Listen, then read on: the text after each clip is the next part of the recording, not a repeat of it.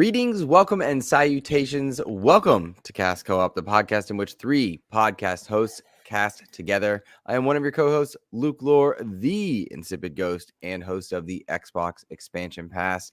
Today, I am joined by the second hairiest man on Season Gaming's Bitcast, Mr. Ainsley Bowden. Hello, sir. Second hairiest? Second hairiest? I wasn't expecting that that intro. I thought about that for a while, and I was really hoping you'd like that more. Yeah. Rick's got a full head of hair. Yeah, we got to work on Travis it. does too. Third. Yeah, all right. third. You know, we'll workshop it. Yeah. Look at Game. Yeah, and Dan has a goatee, so I'm kind of behind. Does But Dan anyway, speak Spanish, by the way. Let's just see that. He's Puerto Rican. Yeah, but so's Joe, and I am. you know. You don't speak Spanish? You can't get past hola. No hablan English. I'm good, man. Spanish. Yeah, we got some stuff to talk about tonight. I feel like I'm talking about something that I live, which is very odd. So here we go. What are we talking about? I feel like we got no news. You know what we are talking about? What's that? Fucking PlayStation Pumas, baby. Why? You're an Xbox. Why would you buy these? These things are awesome. Well, Xbox, now that it's dead, yeah, I figured I'm going to go all in, and my collector money has to go to something worthwhile. So I'm rocking PlayStation Pumas. That's fair. And I'm going to be a true rebel. Yeah. I'm going to be a true rebel and wear these to the Xbox conference. Honestly, I do like them. Way more than I saw on way more than the I like how the rubber ends fade. Yeah, it fades to blue. Yeah, that's nice. And you can't see it, but all the emblems are on the suede. Oh, I see it. No, that was all right. Ains, send me a link. All right. Yeah, look, and you got the Puma emblem, PlayStation emblems, and it's got one has the Puma, the other one has the PlayStation logo on the back. Oh, classy. They're sweet, man. They're sweet. Tim Dog probably has those. Sorry, I couldn't help it. All right, let's welcome Mr. Joseph Moran, host of the Trophy Room. What's up, buddy? Just running victory laps, man. Xbox dead, PlayStation number one. We best. Jim Ryan killed it. Best. They're so good. They're selling Ghost of Tsushima in six different countries now. That's right. We could have sold it in more countries, but we were like, nah. Why do that? This is all we need. Why is everyone kicking themselves in the head? What are these companies doing? I don't. Is that a rake? Who can get there first? Let's face plant. Exactly. It's crazy. Yeah. Meanwhile, Nintendo's just sitting back with a cigar, cigar and Clue. A little column A, a little column B. Yeah, they like glue with their whiskey. That said, yeah, it is crazy. Over the weekend, we had the Helldivers controversy, which half of it felt overblown. The PSN login felt okay. I don't think it felt overblown. No. I don't think it felt overblown. Let me finish. You are in the 170 countries. Joe. Exactly. That's where it gets. Okay, you have a valid point. Be upset at that. But in the beginning, because I'm not a PC guy, so outside looking in, I'm like, all you guys got to do is log in. But then when you read the finer print, you're like, people that bought it in the Philippines and won't even get to play it. Yes, what? That was fair. Where things got dumb. But yeah, and then what are you doing, Luke? He's distracted already. We just started. He's already distracted. Audio listeners, the host of the show is stimming off of Godzilla and King Kong action figures right now. The host of the show. I said it across once just to see if you noticed, and you didn't. I tried. I'm a professional. I noticed it the first time, and I was like, "Did you?" I was like, "All right, he didn't see that one. I got to do another one." No. I'm doing fine. It's been a crazy week, a depressing week, Yeah, it's been a pretty wild week. Yeah. It's funny to go from, I think there's been very little in between, because we were Fallout, highest of the highs, Helldivers, oh, tragedy. Then we were victory from Helldivers, really, really high. This is a good thing. We see the good fight being fought by that community manager who fell on the sword, and absolutely should have been fired, but also thank you. Sacrifice was made. Yeah, it was interesting, and then to see Xbox just face plant this past week, and then double down on their face planting with some of Matt Booty's comments, I thought was just it was a lot of left hand, right hand. like this was clearly unintentional, unrelated, but like the burn controller coming out at the same time. It's like that's clearly big corporation not knowing what the other side is doing. Yeah. But it was odd for sure. So break it down. What happened? What specifically with Xbox this week? Yeah, I can do that. I got it right here. Hold on. Also, Nisa in the chat says hashtag let Luke stim. By the way, before we do that too, let's get to these couple. There he is in bobblehead form. That's right. Let's get to these couple. So GameFire, member for 12 months. Thank you, GameFire. Says Xbox deserves the heat right now, just like PlayStation deserves the heat with Helldivers 2. Agreed. Fair enough. Agreed. Fair enough. We forget sometimes, or not we, but people forget sometimes we are the consumers here. So hold them accountable. Correct. Debbie W. Debbie, you're a champion around here in the SG parts of the house. Love you so much. 5-season gamer memberships. Thank you so much, Debbie. You're awesome. Thank you, Debbie. Yeah. Patreon.com/pstrophyroom. Don't go there. It's not worth it. It's not worth it. It's not. All right. So basically, IGN initially reported that they had secured and verified an internal email from Mr. Matt Booty, head of Xbox Studios, to internal members of Xbox Studios, including, of course, Bethesda publishing arm. Specifically, what happened is, and I pulled up the wrong article. I'm doing well tonight, boys. Specifically, what happened is this. Arcane Austin, who made Redfall and Prey, would close with some, quote, members of the studio moving to other teams. He did not specify how many. So we don't know if that's 10%, 80%, what, just some. All future Redfall development is canceled. So the people who bought the deluxe edition with the pack and everything, they said they would make good, quote, to those people. We still don't know what that means. Bite back, baby. I got the day one edition, day one patch. Look at that little patch. Look at that. Yeah. So proud. Exclusive. Alpha Dog Games, who Booty called Alpha Dog Studios in his email, which is not correct. Developers of Mighty Doom, so mobile developer, have been a mobile developer for quite a while. They're closing entirely. Tango Gameworks, probably the one that caused the most buzz this week. Developers of Hi-Fi Rush, Tokyo Ghostwire, and The Evil Within would close. Roundhouse Studios, Booty called them Roundhouse Games. It's Roundhouse Studios. Developers will join ZeniMax Online Studios to help support Elder Scrolls Online. So all those devs are being moved over. And then all the other Bethesda studios and teams are unaffected. So the key here is really Tango and Arcane Austin. Those are the big dogs. However, I will quickly note the mobile news is extra interesting given the report today that Xbox is working on a mobile store. So that is something to not be forgotten next to this. But I agree, Tango and Arcane are the bigger ones. Yeah, I said that when I wrote about it. Is like mobile's the fastest growing market and a market Xbox wants to get into, and you let go your mobile studio from the Bethesda publishing. And the only reason, we don't have to get fully into it right now, but I think the only reason, of course, is King, right? Is that wild? Yeah, so that's what's happened. Keep in mind, right, this is only the latest, and I made sure to call this out because being fair across the board, this is only the latest in a disastrous 18 months, maybe 16 months for the gaming industry. So, PlayStation laid off nearly 1,000 people of top studios in February. Literally the day after PlayStation did that, EA did 5%, which was like 700 people. Embracer Group obviously is a mess. They're all over the place right now. Epic, Ubisoft, Riot Games. I mean, there's just companies galore laying off hordes of people. Yeah. I believe the last count that someone was tracking was something like 13,000 people across the industry since last year. And there is more to come, and more to come. And I mean, and also to keep it fair, probably more from PlayStation as well. These things come in rounds.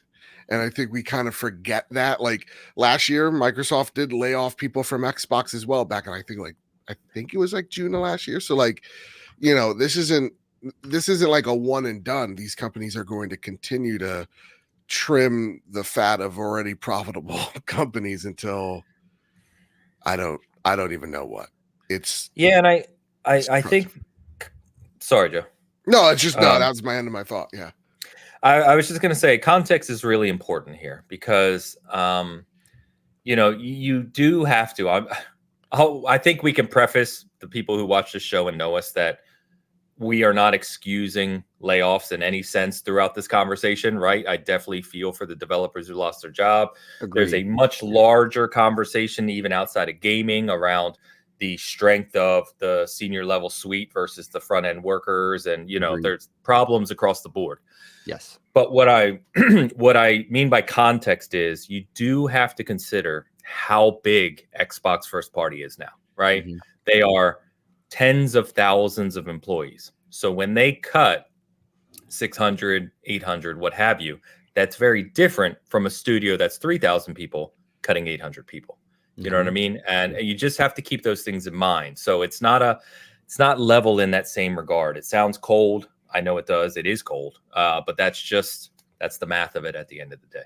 Correct. And the human element, the empathetic element is acknowledged. That's just not necessarily what we're targeting in this portion of our conversation. Yeah, exactly. Yeah. So where do we want to go first with this, boys? Because again, a big topic. I guess what was like your initial thoughts? Have they evolved since then? Ains, I'll go with you on this one. What was like your initial thoughts? So first, I'll walk through my range of emotions going through this.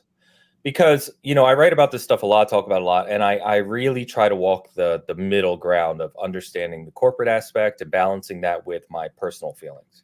Mm-hmm. And, as with most discussions in the gaming industry now, it's like hot and cold, right? It's left, right, hot, cold, the worst thing ever to happen in the history of humanity or the best thing ever. And that's just not the reality, right? So my first gut feeling was shit. Especially for Arcane Austin. I know Tango's been the big news for the most part, but Arcane Austin is such a ridiculously talented studio who make some incredibly unique games, typically new IPs, right? Which is important, supposedly, to Xbox. And we all know what happened with Redfall. We've talked about it a lot here, but I think Redfall is a victim of leadership development goals that probably shifted during development, right? It wanted to be too many different things, and it just didn't hit the mark. I still enjoy Redfall. We've joked about that plenty, but Arcane Austin hit me the hardest. And then I sat back and I thought, Tango. Okay, so why Tango? Well, that doesn't make much sense either. It's just released Hi-Fi Rush, right? Obviously, acclaimed game. And the two things that jumped out to me about that were Japanese studio, which we hear all the time that we want more Japanese presence from an Xbox portfolio perspective. This was that studio. The other thing is that really kind of got me, which for some reason, not to say I'm the only one talking about this, but I feel that people aren't looking at this broad enough, is that Hi-Fi Rush, because Jeff Grubb reported that it didn't meet its internal goals, right? And I kind of countered that, not that I have any weight to counter Jeff Grubb, but countered that mindset in my article by saying it's not even done its publishing run. Like, sure, it might not have met its goals on Xbox, but it's part of the 4-game experiment that we heard about in March. It just released on PlayStation less than 2 months ago, and it's yet to release on Switch. So I don't even think you can gauge the success of Hi-Fi Rush fully yet because you don't have all the data yet. Anyway, it was just confusion. And then, I stepped back, put my corporate hat on, tried to listen to the comments that were made, and you look across the enterprise, and then Jason Schreier's article comes out. By the way, I chose great timing with my article to post it almost the same time as Jason Schreier and Tom Warren. That was good. Yeah, it's frustrating for you. But his article comes out and gives more context behind the scenes as to why Tango and Arcane Austin, which still confused me, to be honest with you. It still doesn't make sense. Sometimes a reason doesn't make sense. Yeah, so I me, I could talk for like half an hour straight on this, so I'll stop there. But it was confusion followed by more confusion, followed by I get the corporate numbers aspect of it because that's the world they live in. And then some new realities have kind of set in that we talked about could be possible with ABK. Like we talked on this show months ago, probably last year. And some of the conversation I brought up at the time that we talked about was that, hey, this is a $70 billion deal. And Daddy Microsoft doesn't spend $70 billion without really, there being a change in how things are accounted for. And we talked about how this could change the structure of Xbox as a whole. And I think we're starting to see the results of that, if I'm honest. which we'll talk more about, I'm sure. Yeah, I think that's a good spot for me to step in and say that it makes me, I think, very sad because as a fan and you know, an enthusiast and hoping to see, you know, it was like I had even said on XCP, we're finally turning a corner. It feels good. The Activision deal is done. We're looking ahead to just what all these studios can produce. Toys for Bob separated in order to seemingly save jobs. It feels like they're going to be working with Microsoft. It felt like we were in a good place. Game Pass was going to get that big Activision boost, which in my mind was going to boost subscription numbers. And then to see this, it's just like, whoa, because Arcane Austin had the Redfall, but I knew firsthand they were still working on it until very recently. They had things cooking until recently, which was really kind of a bummer to see because Bethesda games have recovered before. And that was exciting to see, you know, the possibility of what might have been. And then Tango hurts a lot because Ghostwire Tokyo, good game, really fun. A lot of people rather enjoyed it in multiple places.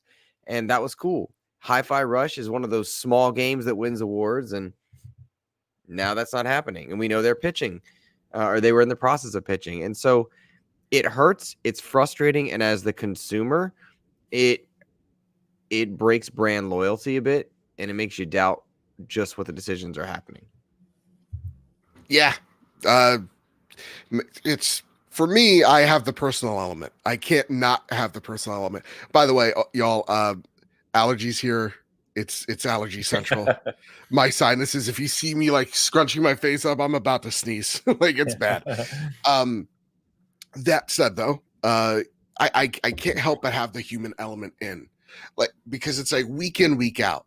It's like, yeah, like you're right. Like 1 week, PlayStation lays off 900 people. The next day, EA. The week after that, it's Embracer did another dumb thing. It's like it hurts to see so many talented folks lose their jobs over something that was completely out of their control and was due to the ineptness or whatever have you of the C-suite, right?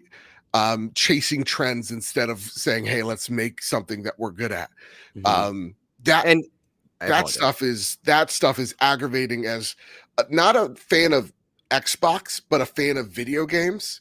And that's when I get so angry when I see people, when I express that anger, and people go, Joe, you're just being a PlayStation fanboy. I'm like, no, I'm just as angry as like seeing Insomniac, the team that has held the PlayStation 5 this whole generation, have to cut jobs because Wolverine's moving slow right after they launched literally the biggest game PlayStation's ever seen. Like, it makes no sense. None of this makes any sense.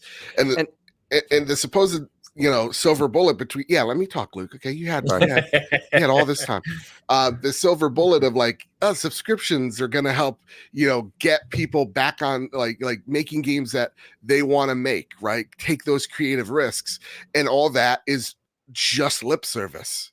It's bullshit, and I think Hi-Fi really shows that, because this is a game that launched to critical acclaim, and to Matt Booty's quote, won them a ton of awards, won them a lot of goodwill with their community. Not good enough. And I think it's really sad to see. Even after them going, we need a presence in Japan. Now we have it with Tango. And go, no, that market doesn't matter to us, apparently. That's what aggravates me. And Luke, just before you go, I'm seeing a lot of comments. Thanks for everyone coming out tonight and hanging out with us. Go ahead and ask your questions and stuff, and we'll try to get to them as well. Yeah, we'll star them on our side for sure. Yeah. I think the extra kick in the teeth here is it's not just Matt Booty's quote, but we had the Baldur's Gate 3 developers win all these awards come out and say, this is what's wrong with our gaming industry. Point blank. And it's exactly what we're seeing. We're seeing Alan Wake 2 not make profit and still yet to turn a profit. And that's an incredible game.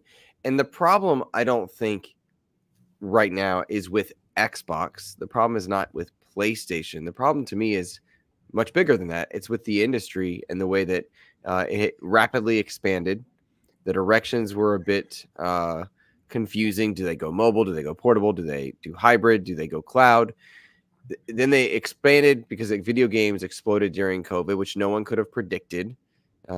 And C-suites were already bloated. And, what is it? Bobby Kodak's exit fee was something like 17 years, the cost of what it could have taken to run Tango. And those are separate issues, but they're indicative of a bigger industry-wide problem. You're telling me that Baldur's Gate 3 couldn't have existed without it very key pieces being in place, and that Alan Wake 2 is not profitable, and that Spider-Man 2 isn't good enough in terms of return of investment. And those things really do scare me.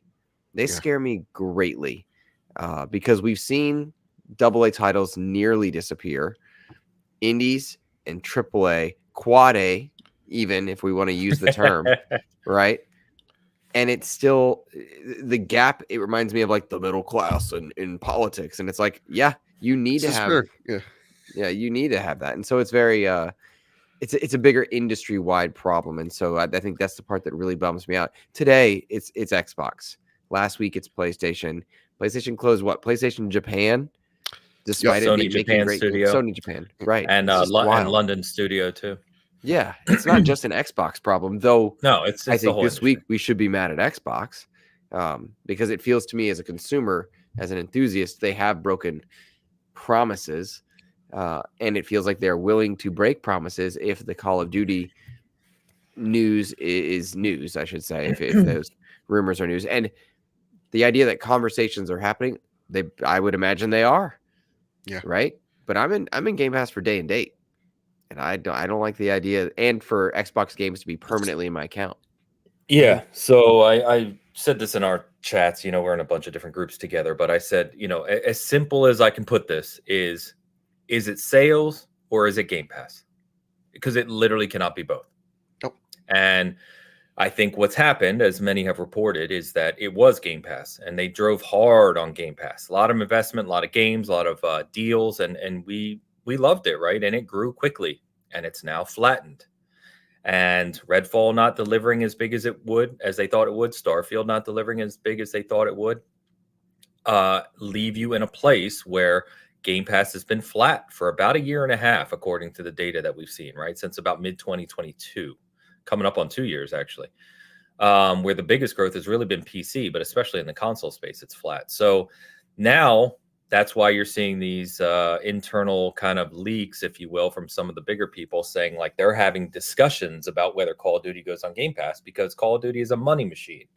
And they know that they can put that on Game Pass, but is that going to get the return that's going to make up for the rest of that money? And the answer is, I don't know. If I had to guess, if I threw a dart, I'd say the answer is no. Yep. Same. So, I mean, it's just, it's wild. And it's aggravating, dude. It is aggravating. And we've all of us, I think, have been excited about where Xbox was going in the sense of buying Bethesda. We were seeing growth at a lot of their core studios. Game Pass was hitting their stride. It's promising. And I think there are still a lot of promising aspects about Xbox, but reality is now sinking in, especially post ABK and post COVID. And the downturn that's affecting other industries is affecting gaming industry. You've got the spend on ABK in particular. And I do think, and we'll get to this, I'm sure, in deeper sense, but I definitely feel, because again, I say this all the time, I live through this. I definitely feel like gaming at Microsoft has a microscope on it. It's a pillar of the company. Mm-hmm. They've spent upwards of 100 billion, right? 80+ billion just on acquisitions alone. But, you think about expansion and hiring and all those other things, you're way up there in spend. And you start to get a bunch of other executives, looking at the numbers. And it's sad, but I think that reality is starting to come in. Yeah, I think the conversation we had like around a week ago, the game community had, where, folks were like, hey, listen, if you take the ABK deal out of this, Xbox is in the red on a lot of stuff. And I think we had a lot of people defensive going, well, no. ABK is Xbox. So like, let's not even talk about that. Right. Yes, that's true. And the reality of it, I think it may be is like a shareholder like when they're having their little business meeting, right? Someone puts up on that PowerPoint, hey, look at with this ABK merging with our gaming division, it's up 55%, because you have to explain to a shareholder why it's up 55%. And then someone probably asks in the room, okay, what is it without? And then probably the next question is, so how do we get those sectors that are in the red to look like ABK? And I think that's maybe where we see, or why we are seeing such a shift, where it's like, hey, listen, these other motors have to be running on the level in which ABK is. That's my initial thought walking in, which is just like, I saw the IGN article just posted where, they interviewed some former folks at Xbox, or previously at Xbox, and they describe it where it's like, yeah, it's not really Xbox, it's Microsoft gaming. And so they've been having to dance this very weird line of trying to convince their audience that, hey, listen, we are kind of doing this multi-platform thing. We're slowly turning on the faucet, just slowly dripping games into other platforms. But I do feel like at the end of the day, that's where Xbox is going. It's kind of like the way of the dodo. And it is about, hey, listen, this box is cool, but I bet what they're really focused on is like, let's get all of these games on other platforms. Because trying to describe to someone who, a company of which kind of built their bread on, hey, we'll put our services anywhere that is available, saying, hey, this is why Halo isn't, or is exclusive to our brand. And people kind of going, well, who cares about this console thing? Look at ABK making all this dough, and trying to convince them of just how much money ABK makes versus why exclusivity matters. It kind of outweighs it to them. So to me, it's just, even as I describe it, it just sounds all messy. Yeah, I think there's so much to say, and me, like, yeah. I've got a million thoughts running through my head. I don't know. I can only imagine the conversations going on at the executive level, so Phil and his core team, of what they do now. Yeah. Because you've got a service that you banked your brand on, that is whole business. Not failing. Yeah, it's not failing, but it's flat, and flat in the corporate world is failing. May I ask a question about that? Of course. Because you're in the know here, it's flat in terms of subscribers, not going up, but some of those games are live service and generating revenue. So does that do they still consider that flat? I don't know. They don't release those numbers. So, like, in your side of the business, would you guys think of that as flat? No, you would look at it holistically in terms of revenue generated through someone. So, for instance, right, we've had conversations about MLB The Show being on Game Pass, right? And the reason why Sony as a publisher wants to do that outside of the MLB deal that we've talked about, right, is likely they're getting people that are playing through Game Pass, but then buying packs, right? So you generate additional revenue to Sony from players who are in Game Pass. So I think the same applies here, right? If you have people, Halo's a great example, Forza Horizon 5, those other games that have in-game purchases, I think that has to factor. When they're fiscal reporting, though, all you see is game and content services. I forget how they word it, game and content, game services and content, something like that. But it's all just one line item. So we don't have the breakdown of what that would actually represent. But anyway, I think the point being, like, if I'm Phil and I'm sitting there and you say, okay, we Sadia's breathing down my neck, right? Amy Hood, Tim Stewart, all those guys, or those people, I should say, breathing down my neck. We have to increase profitability and revenue simultaneously. Game Pass is not doing it for us. We didn't get the sales we wanted on these games. What do we do now? Call of Duty being your biggest, launch coming up in 5 months that you are now responsible for, right? And I think that that's a horrible place to be for them. Now they dug their own grave, so you deal with it, right? And I'm sure they're wiping their tears with all the cash they make. But it's a tough place to be. And I don't think there's an answer that's going to please anyone, because you are now at a place where Xbox's reputation is at least anecdotally in our timeline, in our communities, it's shattered. The Xbox reputation that we knew 2 years ago when everyone was high on it is not there today. And I think that no matter what they do, whether they say Call of Duty's in Game Pass, that may be a financial loss. If they say it's not in Game Pass, that's a reputation loss, which is a financial loss. Do you shift from Game Pass? Do you make Game Pass an add-on service that doesn't have games day one? You go back to a partial sales model. That's going to be a reputation destruction. Right. So on the trophy room, we like to reference The Office a lot.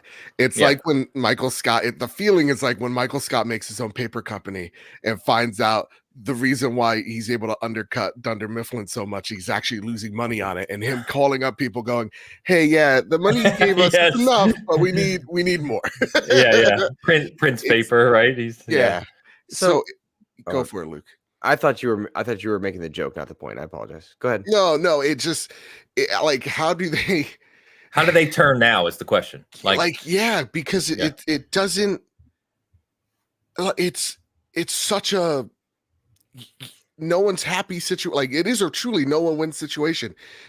Because if you say, okay, Call of Duty's not on Game Pass, then technically you're setting the precedent that not every game comes to Game Pass. You're going to see all those videos. Everybody's going to blow that up, and it's going to hurt you. And you're going to make your audience upset because you're like, wait, but I thought Game Pass is about this thing. Not being able to whatever. And if you put Call of Duty on Game Pass, it may grow Game Pass, but it's not going to be like 100 million people are signing up, right? Call of Duty annually sells 22 million units.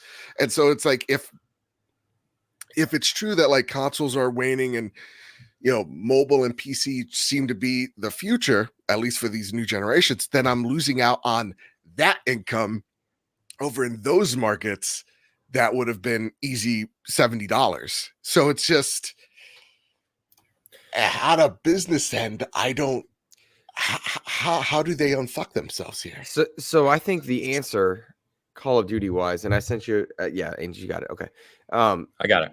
Potentially clearing up some of this, but I don't believe in executive anymore. Not for a while, have I? But I should say, I think the answer is you put Call of Duty in Game Pass with the expectation and hope that there is a boost in subscriber rate. If you get 5 million, that's a big win, right? And Call of Duty is the perfect game to be in Game Pass because you can hit a pretty big ROI, I think, on the Xbox side because you're getting microtransactions, you're getting it's monetized passes. To hell. Yeah. It is. And I honestly don't think the Xbox audience in Call of Duty is so big that you're going to take if you get 5 million in Game Pass holistically plus the monetization, I think you're still doing pretty good because it's still selling gangbusters on PlayStation, right? So if I'm Xbox, I do put Call of Duty into Game Pass. I do a special bundle. This is tongue in cheek, but also kind of serious. A bite back edition version where you get the season 1 Black Cell or some special cosmetics for buying a $30 upgrade or whatnot. Do that for Call of Duty. Get people in the door of spending money into that ecosystem while still having access to the game and seeing if that doesn't make a difference, because we've watched Xbox explore pricing models this generation, not just with the $30 upgrades, but by even making Halo free to play in multiplayer, right? Whether that was good or bad, I hindsight, I couldn't tell you. Don't remind me. But by putting Call of Duty into Game Pass, by doing that, I think you have the best experiment of all of whether or not Game Pass is your future, because right now they're symbiotic. And if it is going to be Xbox, that is what you do. If they don't do that, then they are Microsoft Gaming, per I think it was Gene Park's quotes that he threw out there. And that's just the dodo that is Xbox. And I don't know. I think so good to hear Sarah say that. Specifically the quote that Luke is referring to, I'll pull it up right here. So she apparently said, The last piece is about Game Pass. We know our core users love Game Pass. Game Pass, Jesus, 3 Game Passes in one sentence, Sarah? Come on. Is a gaming subscription. You get a whole portfolio of games, but importantly, you get every single one of the games we build day one in Game Pass. And the quality and the breadth of those games has only been going up over time. And you're going to see some more really big games going into Game Pass later this year. The interviewer says from Activision's portfolio or ? Sarah says across the whole slate. You're going to see some really amazing things. This sounds like a Trump quote. Amazing. And keeping that as something is really special for Xbox players is central to us. So it sounds to me, to Luke's point, like she's doubling down that we're going to see everything in Game Pass, which I think you actually said it quite well, Luke, is it's an experiment. They're going to see how this fall goes. They're probably going to advertise the living hell out of it. You're going to have Call of Duty. You're going to have Indiana Jones. You're going to have Avowed, assuming they make the release dates, of course. And they'll probably advertise the living hell out of Game Pass this fall to see what actually happens. I hope so, because as a consumer, I've been very, and as an enthusiast press, whatever, I don't know, whatever we are, I've been pretty darn critical of Xbox marketing and steadfast remain in that mindset, because we're just now hearing about Hellblade. Now, I say we're in the know. Does anybody outside of the know even know what Hellblade is? Nope. The only time I saw people care about an Xbox game outside of the Xbox ecosystem was Starfield. People were coming up to me at work. Yo, are you getting Starfield? Are you going to play that? It's great. And they still play it, these non-gamers. And I think they might have been disappointed because they wanted a game that had been in 11 years in development, Skyrim, modded to mess, and like, it can't be that right away. But Xbox's marketing showing Hellblade to the common person, to the standard customer, has not happened much. We in our space have seen it, but I don't think the common customer has. And so watching how they choose to market Call of Duty and Game Pass and Indiana Jones, three buzzword notable things to people outside of like the podcast community, will be very interesting. People know Call of Duty. People know what Xbox Game Pass is now, and they know who Indiana Jones is. So how they navigate that space will be very interesting, because I don't think people outside of us know Hellblade 2. Yeah. I just don't. It's and Hellblade 2's, sorry, Joe, I was just going to say, as much as I think we're excited for Hellblade 2, I'm reviewing it, by the way. Stay tuned. Nice. Samesies. That's not until it's on PlayStation. It's not a it's not a huge budget AAA title. It's been in development a long time, but Ninja Theory is not one of their gigantic studios that 400 people have been working on this game for 5 years. You know, it's just it's not that. So anyway, Joe, sorry. Yeah, no, I mean, you guys just spit a whole bunch of shit at me. So I don't even know where to go. Yeah, it's going to be interesting to see.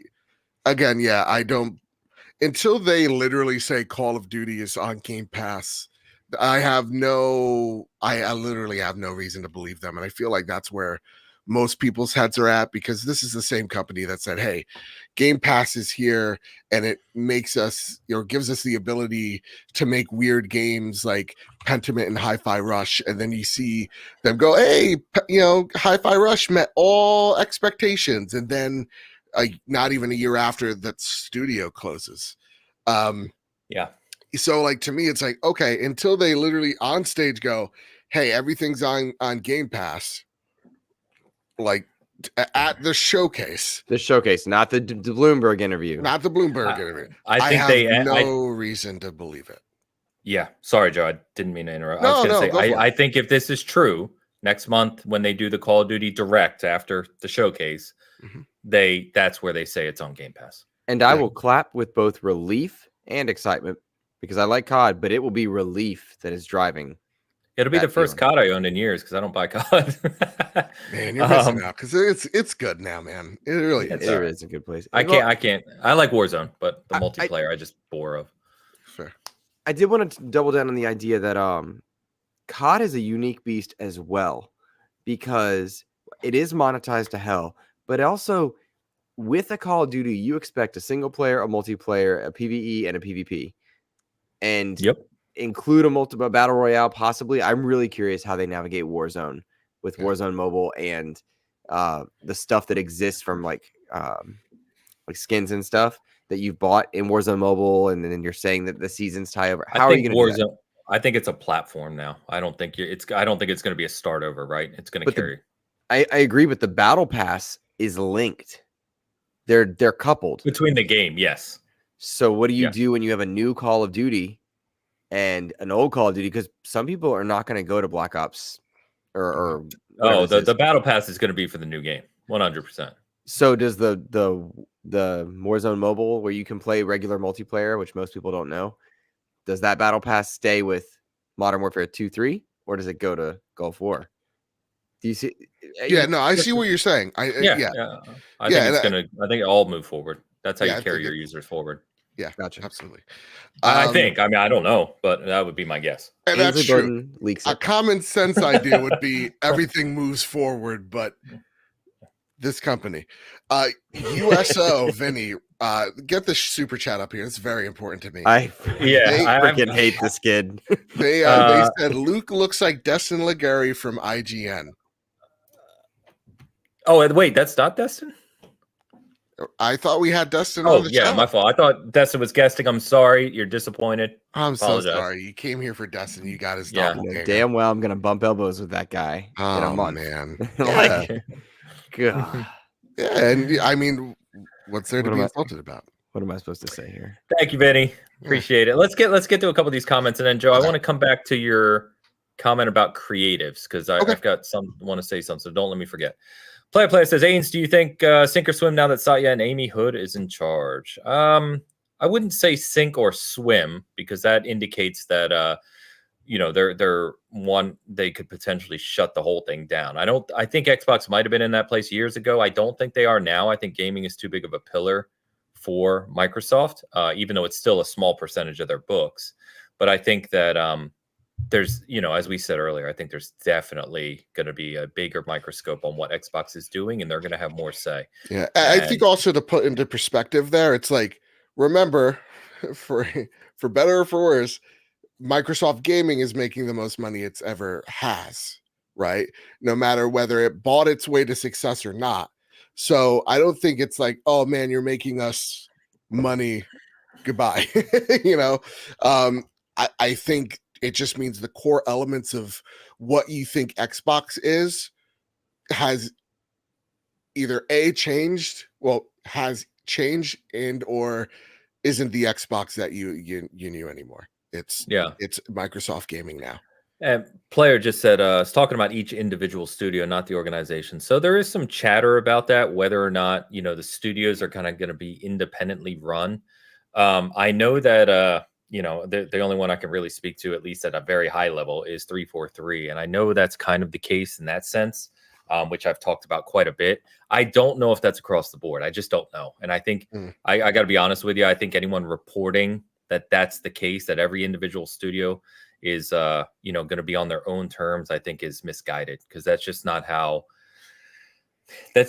how group development works across studios. I'm sure they obviously have their own budgets, their own timelines, their own staff counts, everything that goes along with running a studio, but I don't think it is sink or swim individually. You can't run the organization that way.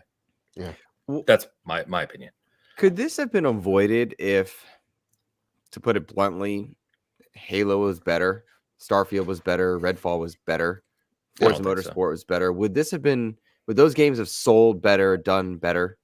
And would be in a better position? Oh, okay. Yeah, go for it. Wait. No. I don't know. I don't know what you're asking. So what I'm saying is, launched with problems, Halo Infinite. Launched incomplete, Forza Motorsport. Launched a mess, Redfall. Launched with problems, Starfield.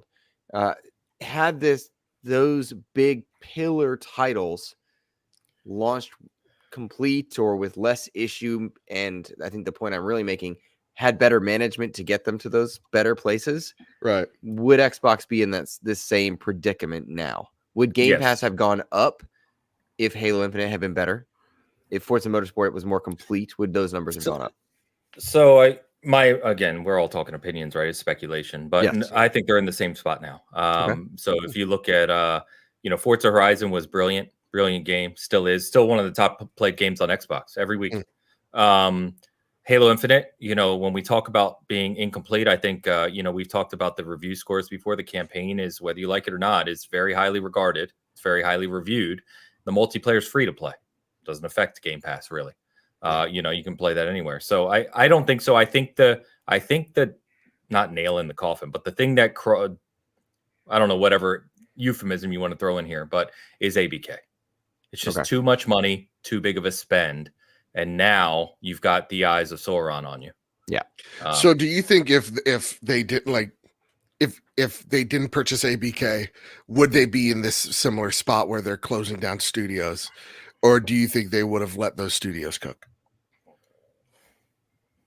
I think they would have let them cook, but that's easy to say this week versus last week. Because last week I had a whole different opinion. I was really excited about the brand. I was excited to see this showcase. I'm still stoked for this showcase. Like, this showcase will be incredible, I think. I do too. And that's why they really do this. But big time. How do you not be? I think that's why they do this now. Yep. You do this now because this showcase is set to be fire. Like, it's just set to. Yeah, and I told others, I was like, the opinion out there is real bad. Nothing they say is going to fix it right now. They need to shut up, shut comms down. Yep. Just focus on Hellblade 2's launch, celebrate it, market it, and then focus on the showcase. Yeah, you have to. There's nothing you're going to say right now that's going to, do anything notable about where Xbox is headed. And I think that's what they need to do from now on. Shut up. Don't go on any more podcasts. Don't try to talk your way out of this, because you're just going to end up creating clips down the road that's going to make you look bad. It's exactly what I wrote, is that, transparency is that double-edged sword. I appreciate it. Many of us appreciate it, and it can be a really good thing. But if the plans that you communicate don't come to fruition, now you're in trouble. Now you look like a liar. Yeah. Mm-hmm. Yep. And we should never. Joe was admittedly on a rant about this, and I think as a step removed, collected from it, he was really angry at the C-suite, Phil Spencer specifically, and the community that evangelizes him. I've never heard a bad thing said about Phil from people that work with Phil in like public quotes, right? But he's now answering to a position that demands he be less friendly, or he be the bad guy, perhaps is a better way to put that, I should say. He has to be the bad guy at this new seat at the table. And I say new in relative terms. I don't mean like this last week. I mean, like, in the last few years, his situation has changed at Xbox. He was made CEO of gaming last year. Which is a very different title from head of Xbox. I don't think people realize that they do not. At the time. When he got switched to CEO of gaming and they promoted Booty and Sarah to executive head roles, right? Mm-hmm. That was a shift. And I don't think people who don't live the corporate world really took that for what it was. Yeah. And it becomes very different. And that's why when Gene Park posted today, like, I'm hearing that they're talking about Microsoft Gaming. I'm like, he was made CEO of gaming at Microsoft last year. This isn't news. Like, if you got to read between the lines sometimes, right? These things are announced. You got to see the downstream effect of what they're talking about. Yeah. Also, shout out to Matt. Was it Matt Booty for failing up so much? It's incredible. It's just an incredible thing to watch. Jesus Christ. I'm being real. Like, it's tremendous accomplishment from him. I put a small dig at Matt in my article. I don't think anyone's picked up on yet. I'm waiting for someone to comment on it. But. I can't wait. No, I in my skepticism is of all C-suite. It's just not just at Microsoft. We make jokes about, Jim Ryan and his cats all the time. So it's not like, oh my God, PlayStation's got it right. No, they're what was the one thing we were shared something? It's like, these PlayStation C-suite execs could drown in a rainstorm if they looked up, and they'd still be winning the console war, because the Xbox C-suite are the champions of slamming their dick in the doorway. Like, it's like, what in the world? It's the greatest analogy I ever heard. And so, like, to me, it's like, I don't give most of these guys credit for most things. It's my innate feel the burn energy. But to get back on track, it's just, this situation's so weird to me, because it seems like bear with me here. It's like they succeeded so well, it feels like they're failing, right? Like they're making the most money they ever have. Who's they? Microsoft Xbox. Gaming, right? Okay, gotcha. They're making the Microsoft most Gaming, money yeah. they ever have, and at the same exact time, it looks like it's the worst time to be an Xbox fan, if that makes sense. Like it just feels so doom and gloom because it's like we're closing down studios right after we announce record profits, which is just par for the course at this place at this point. And then we're also talking about, well, subscription services actually may be hurting this brand or may not be where the future, like everything still seems, I guess, so uncertain. I just feel like it's just such a weird place to be right now.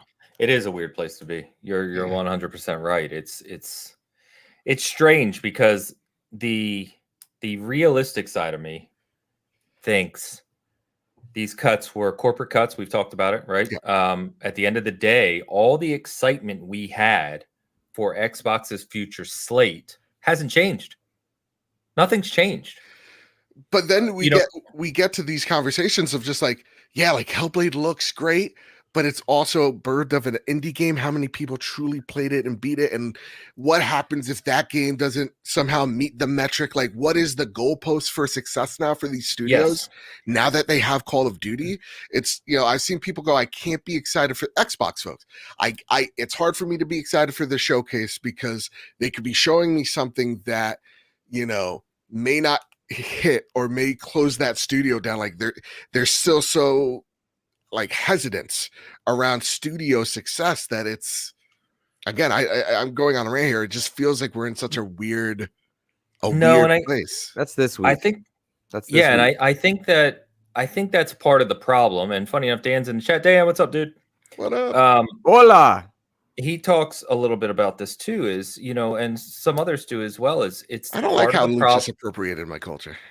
I was wondering if you guys were going to jump on it. You let it go. I was like, patronizing. I had this whole rant about Dan in Spanish at the beginning of the show. Then I say hola and you ignore me. And so I'm the weird one. You guys suck. It didn't feel genuine. It felt. Well, by the way, Dan says this. Yeah. Oh, what I was really hoping Joe showed up in a PlayStation pimp outfit with some shades and smoking a cigar. Could have been hilarious. Missed an opportunity, dude.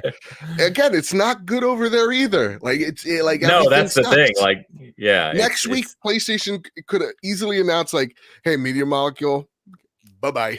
How is Media Molecule still alive? I have no idea. Well, they told them that they're not doing the game platform anymore, right? Like Sony, that came out. But anyway, what I was going to say, so you always get off track, is that I think this is the problem with us, meaning the gaming community, not the three of us, getting too invested and too personal with individual studios and people in the gaming community. We get past the point of being straight consumers of the product, and we invest ourselves in the lives even, and the wellness of who are producing the product. Right. The crazy thing is, this is gonna be a bad analogy. Don't light me up for it, but like, I have no idea what factory, what have you made this Puma PlayStation shoe. I don't care. I like the shoe. I got my money's on a child, but continue. Yeah, exactly. That's my point. That's my point, right? Yeah. But I'm not invested in it because I don't know. Puma's not going to tell me who made that damn thing. They're not letting me know what age, if it was 8 or 6 that made that shoe. I think they go for 7 hands. You age out after time. But that's not even funny because it's sadly true. But the point being is that what we should be thinking about is when Hellblade 2 comes out in 2 weeks, we play it. I'm pretty confident it's going to be amazing. We'll see, obviously.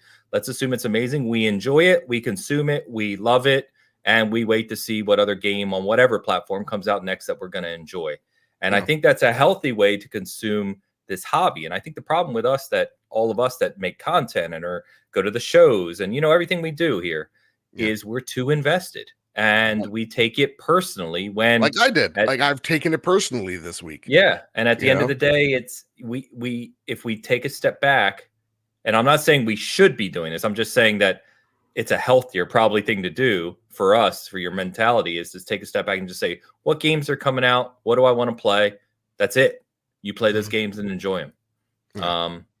Yeah. It's something I wish that people in our community would remember. And this isn't true of all content creators, but many. I cover Xbox. I happen to main on it. But Do I'm you? not Xbox. Like, I am not the brand. If Xbox failed tomorrow, I would turn on my PlayStation and keep playing games. Yeah. Because that's what I enjoy most. If PlayStation, dissolve tomorrow, I'd hang it up. No, I wouldn't. I still play my Dreamcast solely. So exactly. Can I? There's also a bit less tongue in cheek in this comment. I see people saying, "Well, you should have bought the game." If you're playing it on Game Pass, you're doing exactly what Xbox told you was okay. Exactly right. I hate that comment because Xbox has told us to play it on Game Pass. Correct. We pay for Game Pass. Game Pass isn't free. They developed this model. If we're consuming the model, that's on you to figure those numbers out. Don't put that on me. That's not my fault. I never once has it been my fault. No. So, yeah. By the way, I never 20 minutes later, I didn't get back to the creative comment. Yeah, I was about to lean in on it. Go for it. So lots of clips have resurfaced this week, of course, but one clip stuck out to me, and that was from Phil, because I know people want to get on Phil's case right now. I won't get into all that, but genuinely, I believe, in his position, he tries to do the best he can from a studio and development perspective. And I will firmly admit that the people sitting here talking about, Phil don't understand, the scope of his type of job. So I won't get into all of that. Obviously the results at the end of the day, he is an executive, he is the head. So the results are all that matters. I get that. But anyway, there was a clip of him talking about how he wanted to use the new acquisitions. This was post Bethesda, I think.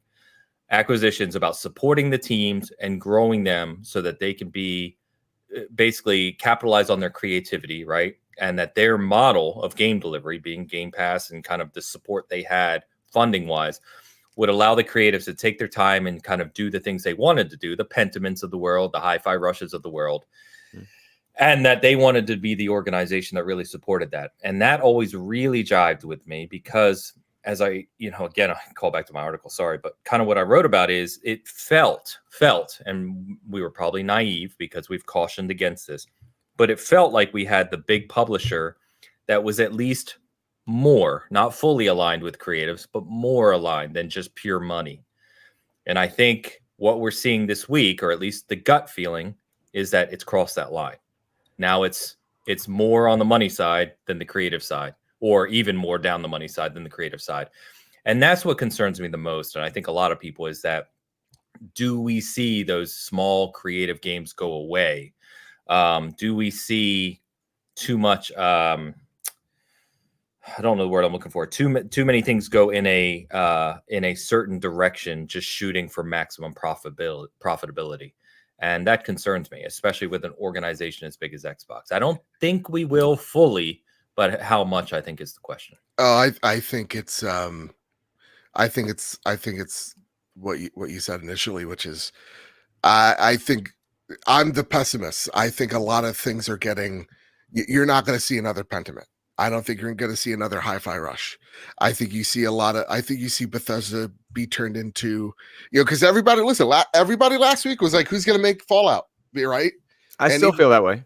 Right? Like, who's going to make, like, we need Fallout sooner. We need Elder Scrolls sooner. We do. And so, if I'm Microsoft going, okay, well then, Bethesda, you are the Fallout, Elder Scrolls, sometimes Doom company. Activision, keep on making me my Call of Duties, keep on making me World of Warcrafts, and let's start making, Diablos and let's get a StarCraft out there, boys. I think that's what this company ends up being, which is like, hey, listen, we have these really impressive IP. Let's turn those out because those are the things that are going to get butts and seats at the end of the day. Yeah, let me piss everybody off. I'm on that train. Like, I don't want another Pentiment in lieu of Fallout sooner. Like, I don't. Like, I like Hi-Fi Rush, but I'd much rather play Fallout. And that's the faux pas weird, like, yo, don't say it out loud. But no, straight up, I would rather have Fallout and Elder Scrolls than Hi-Fi Rush 2, than Pentiment 2, than anything like that. So I get that mentality. Boo this man all you want, but like, obviously that's not just me. Right. But I'm not rooting against the Pentiments. You can have both. You can have both. They just choose not to. I'm just happy that you're still on board for Banjo, because that's what's important here. Yeah. Banjo is definitely going to sell at least 6, 7, maybe even 8. Shut copies. your fucking mouth. I mean, hey, you know, maybe God, I hope I'm next to you at the showcase. I hope I'm next to him when Banjo's announced, just so I can see him, hug him, and be like, "Oh my God!" If we're live in the showcase and Banjo gets announced, I'll make this promise right here. Go for it. If Banjo gets announced, and in the showcase, you are in movie theater seats, basically. You're right next to each other, right? I will stand up and run down the aisle screaming. Mm-hmm. Well, that doesn't feel right. Yeah, and that would be the most excited Ains has ever been in his just entire life. Just to be on the broadcast, so we can all laugh at me, because I don't mind. I don't mind being the butt of a joke. What's so shiny? Oh, it's his forehead. It's his forehead. Yeah, I mean, listen, real talk. I'm right there with you. At the end of the day, too, it's like, yeah, I understand, because like, you know, I don't like rhythm games. Pentiment ain't my jam. So it's like, yeah, no, I'd rather Fallout. I am like, to me, I am the everyman's consumer. I'm like, yeah, I want the thing that the show's about. And it does feel like a little gross to say, but it's like, then why can't some of that Arcane team move on to something that resembles that? You know, why can't we? I think you're right, Luke. We can theoretically have both, but at this point in time and at this junction, we can't. Right. And so I think Microsoft maybe answered that question for us. Oh, we're just going to make another team. But in order to make that other team, these teams have to go. And it sucks right now, but who knows? Maybe in a few years we see that, you know, cut for Fallout, whatever city they're going to, and it blows our mind. Yeah, it's, you know, we talked about this previously too, that one of the biggest challenges for Xbox as an organization, as they've grown so rapidly and made these big acquisitions, is how do you manage effectively all these people and all these studios? Mm-hmm. And once you get into the weeds with this stuff, all the cultures, all the personalities, all the leadership that have different ideas of how things should work. And it is not an easy thing to do. In fact, it's damn near impossible. And I think what you see at a lot of these corporations, when you see post-acquisition, not just redundancies are removed, but you see mismanagement, which leads to further redundancies because the people at the top are usually protected. So you promote Matt Booty. Now, didn't we learn during ABK's acquisition and reveals that Matt Booty was instrumental in a number of good things? In my mind right now, I cannot remember, so I throw my at the mercy of the court. But like, I feel like we were higher on Matt Booty as a result. And this week, maybe he's not popular, but is that what needs to happen to make Xbox successful? And I'm asking the question, not taking a side. I don't know. He talked more positively last year after the showcase in that press thing, right? And he kind of came across well, where he talked about basically creating greater agility within the studios, which is supposedly what they're doing with this move, right? Allowing leadership less of an umbrella across, you know, too many studios, where they can actually manage their teams effectively, to where they can not only produce things more effectively, but get to the point where they're releasing a game every quarter in Game Pass from a first party perspective. So whether or not that is still to be delivered, we will see. The quote from last year was that would begin in the second half of 2024 with Hellblade 2. That's a direct quote. I was in the audience. So Hellblade 2 is here in 2 weeks.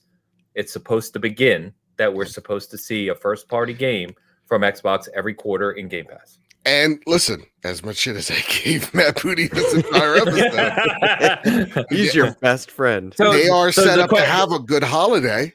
Yeah, the answer is if that gets delivered into the future and continues, then I think, you know, jury is more positive. Sorry, Joe. Yeah, no, and like, you know, we might get ourselves a Gears this year. We might get ourselves a Fable in next year. Like, things start falling into place. You know, Microsoft Flight Simulator in November. I know everybody's excited about that. Like, we get stuff. So you're right. As I shit on Matt Booty, this could start this hopefully I'm proven to be a dumbass, because look, I'm not sitting on a golden throne by any means. So like, hopefully I'm just a big dumb idiot and he proves me wrong, as I am always a big dumb idiot. But I don't know, it's just it feels, again, it feels so weird. We're at this point of like, what's the future of Microsoft when they're making so much money and at the same exact time closing studios? It just seems like ABK changed so much that it's kind of changed the DNA of Xbox. And the thoughts and what their plans were pre-ABK have definitely altered in the past 2 years. You know? I would encourage people to look at the clips of Sarah Bond going around right now from this most recent Dina Bass interview. I've been kind of like just looking on mute as we've been listening, because I've been listening to you guys. No, he's been muting us, he means, Joe. That's what I've been sneezing. That's very different. But I've been watching her body language in these interviews, and it certainly feels like she's uncomfortable with reporting some of this. And I'm just looking at the body language. I know that seems so silly, but you can read a lot from people there, and you have to wonder. It doesn't feel like Xbox is doing this. It feels like the pressures are now pushing them out of what maybe they wanted or even said a year ago. And that's kind of where I'm going. The stuff they said a year ago might truly have changed in the last 3-4 months. So you're thinking like Satya's just like, hey guys, this whole exclusive thing's dumb as shit. Put Gears of War on PlayStation. I'm thinking there's a lot of that. And then the Xbox folks are saying, okay, understand the logic. We can try these 4, but that's going to break brand customer loyalty. Maybe not. And I'm not basing this all on body language. I'm thinking like their quotes a year ago feel very different than the quotes we're seeing more recently. And I do want to say, because I see some people in the chat going, well, PlayStation closed down studios too. We talked about that, and we're well aware. PlayStation's also it's not just Xbox. It's just a topic of the show. Exactly. Yeah, I think so. 2 things on that. Sarah's probably uncomfortable. So in another group chat that we're in right now, someone said, "Why is Sarah on stage taking these questions?" And I'll be honest with you, again, corporate hat. She's being tested. So this is a test to see if she's capable of being the leader of this organization, because Phil probably only has a few years left. Yep. And Sarah's looked at it as the future, and this is what you do. You get on TV and say, can you represent this organization? And there's people watching her as we speak. I haven't watched the clip yet, but I promise you that's what's happening. And that's why, like, when I blame the C-suite at this very important time, I do take Sarah out of that equation quite a bit, because she's just been thrust upon this position, late last year. So like, she is dealing with decisions that aren't her own, and are also at the same exact time coming from up top. So like, to me, Sarah, it does get a bit of a pass, as where I'm very critical of Matt Booty, because he keeps saying next year, and next year always comes. So I do want to just put that for the record. Yeah, she's absolutely being tested. Yeah. And go ahead, Luke. No, I go ahead, buddy. Go ahead. You go. I was just going to say, to your original question about was the message different last year? I would say yes, because what I will remind people, right? If I had to bet, let's say Phil has the power to not think about profit, which is ridiculous. I get, right? But if Phil could just go and do what he wants to do, forget about the bottom line for a minute, I guarantee you that all these studios would be working on whatever creative idea they had, and he would support them in doing that. That's at his heart as a developer. That's what he would want to do. He doesn't have the luxury of doing that. The team doesn't have the luxury of doing that. And you have to make these really hard decisions that freaking suck. And that's where they are today. So yeah, I think the messaging is different last year and in prior years. And if you go back to when Phil took the role, which someone posted today, which, believe it or not, was 10 years ago, 2014, when he was talking to Major Nelson about what he wanted to accomplish in the role, you can see the demeanor is very different. Yeah. So it's a reality of the corporate situation. All of this is corporate. I mean, it's the reality of it. I want to be very clear. When I say judging body language and reactions, that was meant as a logical statement, not a critical one not one of being rude Oh, or no, misogynistic or anything. I just want to make sure that part is clear. Oh, it's not just Sarah. I mean, it's exactly right. Yeah, I just want to be very super clear because I'm sure there are some doofuses on the internet, grums or whatever else, that are gonna make it something that it's not, and that's not what I was saying. Female CEO ruining Xbox. Yeah, some dumb was gonna say that, and so I wanted to be very clear. I'm seeing someone who doesn't look comfortable with the change in philosophy. Right. That was my approach to that comment. I didn't want it to sound yeah, and she's escalated quickly, right? I mean, she held a senior position for years, but I mean, she's really moved into the limelight pretty quickly, and I think rightfully so. She's a good communicator. She does what she does well, but this is a tough position to be put in. I don't envy her. I mean, I love the paycheck, but I don't envy the position. So I'm glad I'm a fan and not. I'm a fan of the games and not in charge of decision making, because that's not the place I'd ever want to be. No, it's rough, man. I can only imagine. I mean, I'm not even close, to that type of level. It's bonkers. I'm just excited to play Gears of War on PlayStation. So I am. I don't care where you play Gears of War. If we play Gears of War, yeah, put Halo on PlayStation. You heard me. Do it. Put Helldivers on Xbox. Let's make it an even trade. It's not even. But you're right, Helldivers is better. I get it. I just love so many of the Xbox brand games. Like, you look behind me, you see Spider-Man, Star Wars, Spawn, God of War, but then it's this side, it's Halo, it's Gears everywhere. Because I love Halo Gears. That's what got me into X-Men. Like, I joked the other day, I was like, "Oh, I miss when it was Halo Gears Forza." I like that. So I had no problem with that. Like, let's go. Same. I didn't want to boot up a VCR to play them, but I loved Halo Gears Forza. But that wasn't good enough, and now this attempt at expanding has been very difficult. Oh, Don Lionheart. Who wants to read that one? I'll do it. I've been on the I hate every C-suite exec. So shout out to Don, by the way. Don's a big supporter of the channel and always hanging out with Big Cast in the group. So thanks, Don. Good to see you, man. All right, ready for this? This is what Don's saying, Phil. For the record, he's a fan of SG and Bitcast, Joe. That's right. $10 super chat, by the way. Thank you. What was that? I'm gonna be nice to him. I'm telling Phil to get the snipers this point down, and I'm not saying it's Don. All right, because it's heated. Phil is a liar. This is what Don says, not my words. It is my least favorite first party exec. He always spoken out both sides of his mouth. He's worse than Reggie. Oh shit, he's even throwing smoke at Reg. Who was evasive to questions. He's bad at leading Xbox. Metric was better. Good Lord. Oh boy. Wow. I love you. I love you, Dom, but I can't agree with this one. The money does go to charity, right? Ains? Not in this episode. Shut up. Usually it does. Oh shit. So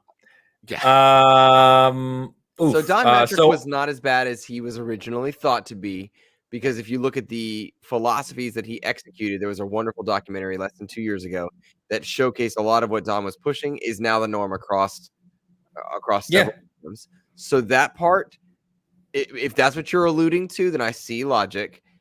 He's bad at leading Xboxes. I think is a very foolish statement, given where Xbox was when he took over and the direction that the brand itself was discussed being sold off, may have even been dissolved. And now that's not even a possibility. It's just a matter of going non-exclusive, non-hardware. And so I don't think he's bad at running Xbox. He's bad at doing it the way we would want it done. But that's not. You're talking about Matrick or Phil? Phil. So Phil is not bad at leading Xbox. No, I think I don't know. I feel some recency bias here. And the reason I say that is that Phil's been in charge for 10 years. And let's remember where Xbox was in 2014.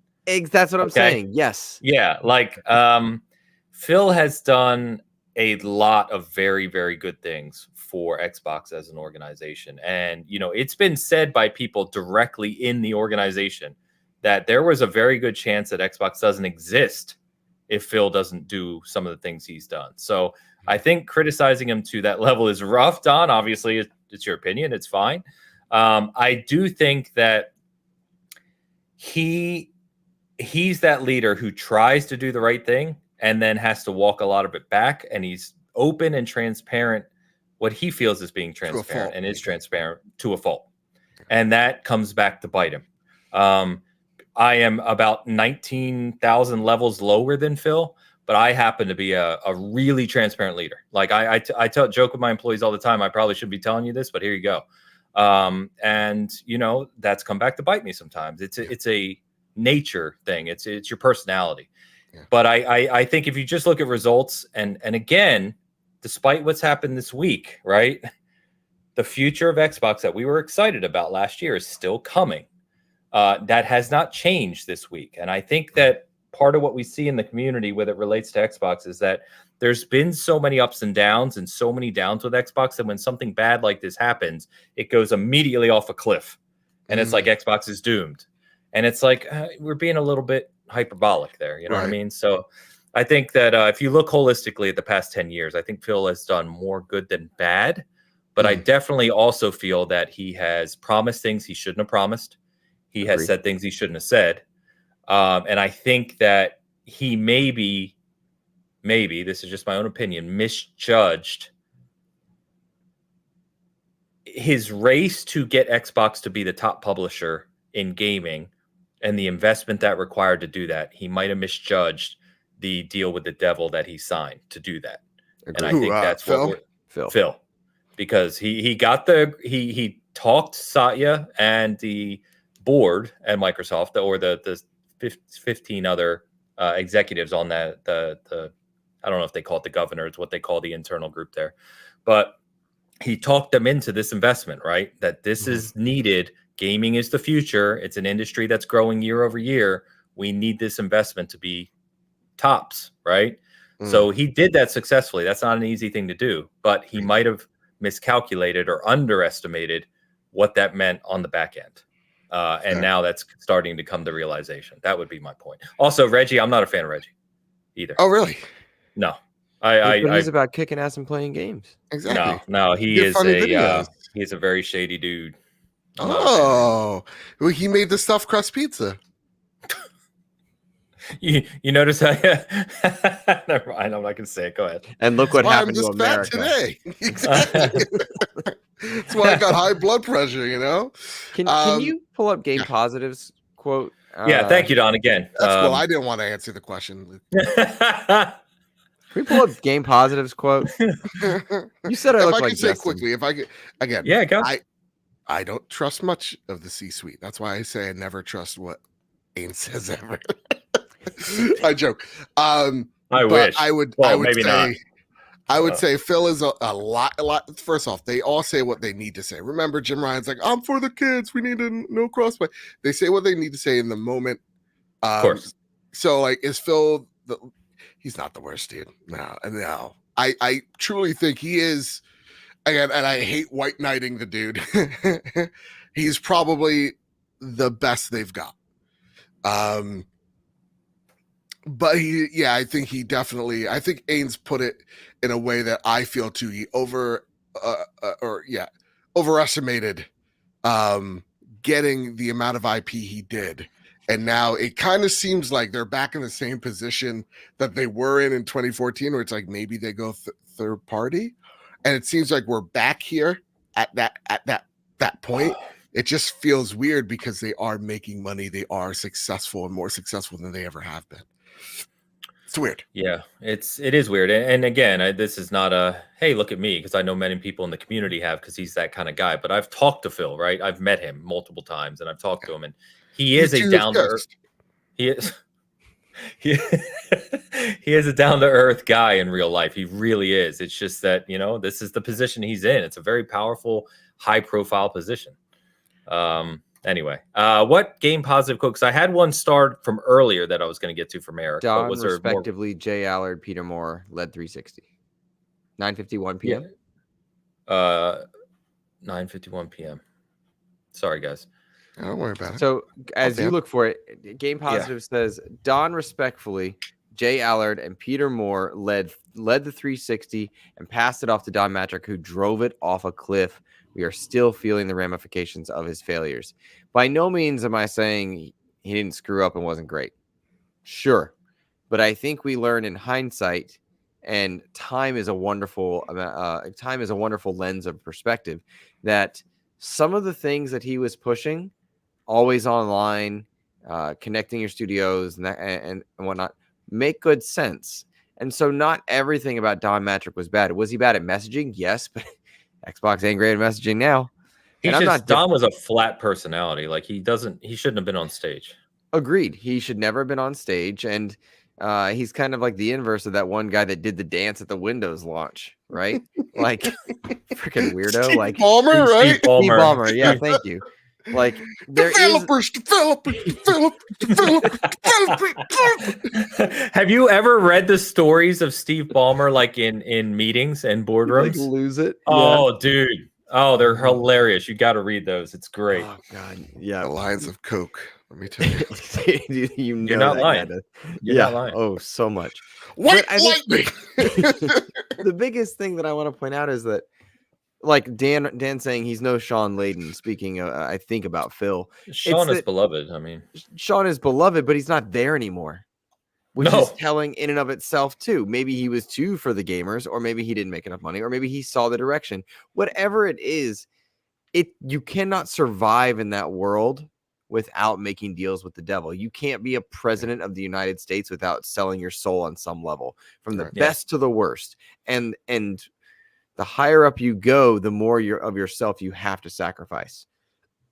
And Shaman says, you're the boss, take responsibility, referring to Phil. Phil's been there 10 years, blaming things on the opposition. I don't think that's what's happening here. Like, I think what we're saying is, like, and Luke pointed out earlier, like, regardless of this news or anything else, right? Xbox is generating more revenue than they ever have. Now, some of that's bought, of course, we've talked about that. But they're in the position they are financially, which is a positive position as far as Microsoft is concerned, because of Phil. So, I mean, this news feels bad. People losing their jobs is bad. But, again, I think that the message and the delivery mechanism that they have in place is still there. And we're going to see what that looks like for the next 12 or 18 months, or maybe 24 here at the showcase next month, to see if they still are going to deliver on everything that previous. Again, I'll say, I don't think the news this week changes anything of where Xbox was already headed this year and beyond. At least on the surface. Now, behind the scenes, we've talked about that. But I'm stoked for summer showcase. Yeah. So this is an old one from Eric. I think we kind of already covered this. He's kind of funny in the fact that we should know what they're going to do, right? Definitively with Call of Duty, because the message was always all first party on Game Pass. I think for them dancing around it the way that they have for so long, again, not even saying the name Call of Duty will be on Game Pass, shows that they're even apprehensive. Like they should have said it out the gate. Yeah, every Activision game. Does that include Call of Duty? Yes, that includes Call of Duty. The fact that they're not saying Call of Duty by its name is telling. Yeah. What system is Blade coming to? Remember when everybody was just like, that's copium for the fanboys? And then it's like, that's now a legitimate question. What systems Blade coming? Yeah, I think, and they covered that in March, right? So, Shaman, you said, so you could say, yes, Phil managed to buy his way out of trouble at the last moment. That's just not true. Go pre-Bethesda, go pre-ABK, and Xbox revenue was increasing quarter over quarter. I report on these things. Yep. You can go back and look at year over year, quarter over quarter. They were already increasing revenue. So it's just they are trying to accelerate it, which is a very different point, right? They were already increasing. They just weren't increasing at the speed that they wanted to take over what they believe gaming was or is going to be. And they wanted to be first, and they're worried about other big players coming into that space and taking that chunk. So that's what they've accelerated. But no, I mean, we just said, like, Phil was already highly successful pre the acquisition spree. So you can go back and look at that. Look at Ains making me less angry, It's true, though. But it's true. Shaman, you asked earlier this is from like an hour ago, so sorry, we're just getting to the. You said big question is headcount in general drops. How many are replaced by 18-month limited contract? That's a whole another topic and a whole level of frustration for me because that affected Halo and Forza directly. We talked about it here on the show, some Bitcast, some as well. I don't think it's a topic for tonight, but yeah, the whole 18-month contractor thing to get around full-time people in the state of Washington, or in the U.S. based on Washington laws, because you're a Washington company, is frustrating. And I really wish that Microsoft would figure out a way to change this policy somehow, because it's disastrous. By the way, there's a video on YouTube which someone shared. I think Steve shared it today, from a guy who worked on Forza for a year and dealt with this directly, and he gives you the context to it. He's like, one day his boss contacted him and just said, "Yeah, I'm gone next week." Like, that's it. My contract's up. And it's like, well, what do I do now? That's no good.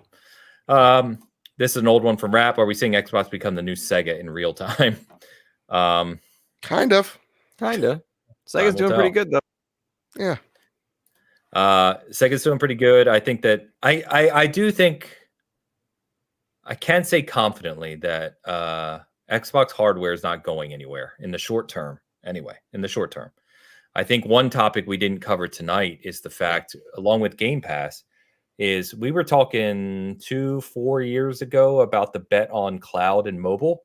And I don't think that has paid off globally as much as they had hoped either. I think they expected more Game Pass growth and more ecosystem growth utilizing mobile and cloud that hasn't really come to fruition. So I think that's a whole nother aspect of the financial conversation that we're talking about. Agreed.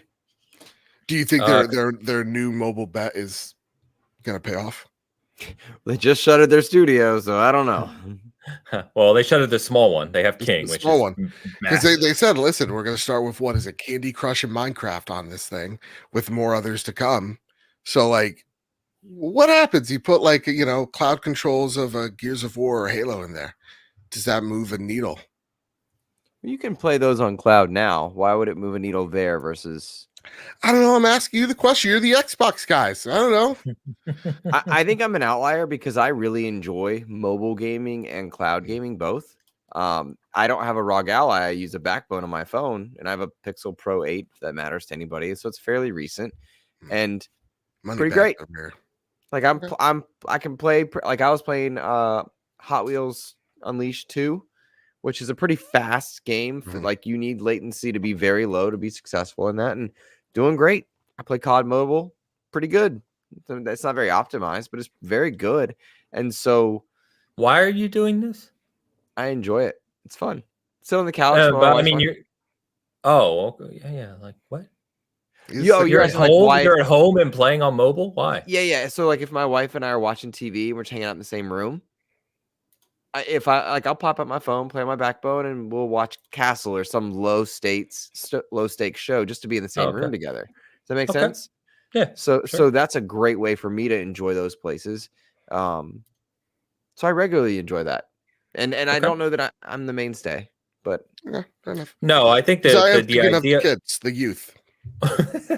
Well, the idea behind it, right, is that they were going to expand into territories that were non-traditional console gamers, right? The South Koreas, the Japans, the Chinas eventually, right? Where you get those communities, especially the younger gamers, which the statistics on what younger gamers, how they engage with gaming is so drastically different from how we do. It's mind-boggling. Right. So that was the goal, I think, with the mobile drive, the touch controls, the cloud, and everything. It just hasn't happened to at least the level they thought it would. Because I saw this one video of this one developer like at a booth going, we had like younger folks come to check out our game, and they had no idea how to use a mouse and keyboard, and like these kids had no idea. So we put a controller in, at front and center. They had no idea what the hell they were doing. But then you pop in the touchscreen, and it was like second nature to them. So like we also underestimate the fact that kids are handed, for better and for worse, mostly for worse, iPads when they're like 3 or 4, and they're navigating this shit like it's the Matrix before they hit kindergarten. Yeah, so, it's uncanny. Yeah. What was I gonna say? I talked to my son. I think I said this on Bigcast, but my son's just he's 18, and they play all these games I've never heard of every night. I'm like, what game are you playing? You know, they play games every night as a group, but it's always a game I've never heard of. And this is me. Like, we cover this stuff, right? Yeah. And I said, like, I go, why? He goes, well, my friends won't buy any game that's more than $10. And I go, like, legitimately, they won't buy. He goes, no, they refuse to buy any game that's more than $10. It's not worth it to them. And I was like, oh, okay. That was like brand new information to me. Yep. And he's like, yeah, everything we play is free to play or like $5 games. And this is where the free to play and monetization comes in. They will spend $5 like every week on a game, on one game, right? But they won't spend $50 to buy a game. It's a different model, man. It's very strange. Yeah. Scary too for us. Very scary. Yeah. So Don says, remember when you used to show us the quarterly reports on Bitcast? What happened to that? That was fun. Yeah, I used to do that. I don't know. I sometimes think I get too nerdy about that stuff and I enjoy it while no one else does. So that's why I didn't. But I still put them up on the site. I was putting Dan to sleep. Probably. Yes, that's true. We got some other super chats to get to. Don, $2 super chat. Thank you. Says, he's so shady. I think he's talking about Phil. Jack Tretton is forever number one. Good old Jack. I remember Jack. He was a fun leader. Like, he was one of those fun guys. Simo is the name. $5 super chat. News with Xbox is sad. Yeah. I also tried Titanfall 2 and got to say, at least for multiplayer, Black Ops 3 did it better. What? My hot take for the day. That is a hot take, my friend. Was the worst. That is a hot take. I love COD. Black Ops 3 was not good by comparison, and Titanfall 2 is GOAT. What the fuck did you just calm down on the GOAT. Calm down on the GOAT. What did you just read me here? Like, Titanfall 2 was so good. Titanfall 2. I'm not saying it's like the best multiplayer ever made. I'm not going to say that. Titanfall 1 was better. Yeah, I'd say I prefer that too. Black Ops 3? Black Ops 3. Yeah, Black Ops 3 was definitely my jam. It was bad in that world, yeah. By the way, Don said he wasn't talking about Phil. He was talking about Reggie. Yeah, he is so bad. You're right. Thank you, Simo. And Pompa's in the house. Pompa. Super chat. Dumb question, boys. Sorry if it's been answered. All that's going on, does the casual market care? No, they don't even know. They do not. They don't even know this is happening. Nope. No idea. That's kind of what we talked about. Is the only thing at the end of the day, we are invested in this, but the only thing that matters from an output perspective is the output. Yep. What does Xbox deliver from the rest of the year now, Hellblade and post into the future? And if they still hit that cadence that they were talking about last year and for the past couple of years, if they get to that cadence of first party deliver every quarter, then I honestly still believe they're going to be in good shape. Again, it's doomsday here, and I feel bad because I do feel like I've been the doomsday guy. I feel like, though, a great perspective to have. I'm the guy that's yelling at the clouds. I'm the person that's feeling in the moment. And because you're old. Well, no, I think you two, the wise sage over here, has kind of talked me off the ledge about a lot of things. So I hope that those perspectives kind of bled through this episode. But yeah, no, the casual market genuinely doesn't care. I told my brother about this news the other day, and he's like, all right. He did not care. He's like, let me show you my lightsaber I just bought. He did not give a shit about it at all. So yeah. Yep. They don't can we get to Suddy's question? Yes, we can. Sorry. Shaman says, same with his 19-year-old up until a year ago. It's why Roblox has such a huge user base. Did you see Roblox's revenue report? No. Jesus Christ. Dude, all my students play are Roblox. Roblox and Fortnite and COD. I think H Bomber guy, the famous YouTuber, said it best when he's like, Roblox is literally a digital sweatshop. Like, if you understand their model, and what they take of people who make content on it, they take like 70% cut. It's nuts what happens over there. But yeah, their revenue is monstrous. One more super chat to get to before we get to study from Mr. Eric, $2 Canadian. Do you think Phil has logged into Fallout 76 yet to see his base being nuked? I don't know. That was great, by the way. I don't know. I thought that was the funniest thing. And you can't get mad. It's part of the game. The sad thing was someone posted, I don't know if you guys saw this, like 2 weeks ago, someone posted a clip where they joined a party in Fallout 76 and Phil was in there in the game. And he ran over, the player was new, and Phil ran over in his power armor and dropped like a bunch of stuff for the guy.